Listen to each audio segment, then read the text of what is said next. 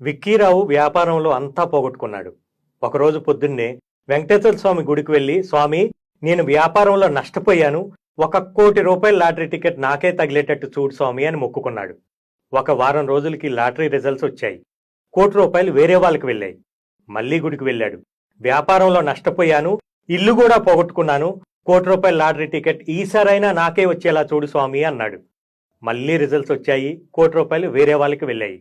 విక్కీరావు మళ్లీ గుడికి వెళ్ళాడు. దేవుడా, నువ్వు నన్నెందుకు కరుణించట్లేదు? ఆ ₹1,00,00,000 లాటరీ నాకెందుకు రావట్లేదు అని అడిగాడు. అప్పుడు ఆకాశం నుంచి ఒక మెరుపులాగా మెరిసి, ముందు నువ్వు లాటరీ టికెట్ కొంటే గదా నీకొచ్చేలా చేయటానికి అని ఆ దేవుడే అన్నట్టుగా వినిపించింది. సరిగ్గా రియల్ ఎస్టేట్లో కూడా ఇలాంటి విక్కీరావులు చాలా మంది ఉన్నారు. డబ్బులు సంపాదించుకోవచ్చని, వారి కష్టాలను అధిగమించవచ్చని ఈ రియల్ ఎస్టేట్లోకి వచ్చి ఎటువంటి ప్రయత్నం చేయకుండా లీడర్ని, కంపెనీని, చివరికి రియల్ ఎస్టేట్ని కూడా నెగిటివ్ చేసే విక్కీరావులు తెలుసుకోవాల్సింది ఒక్కటే: గట్టిగా ప్రయత్నం చేస్తే ఈ రియల్ ఎస్టేట్లో సక్సెస్ కావటం పెద్ద కష్టమేమీ కాదు.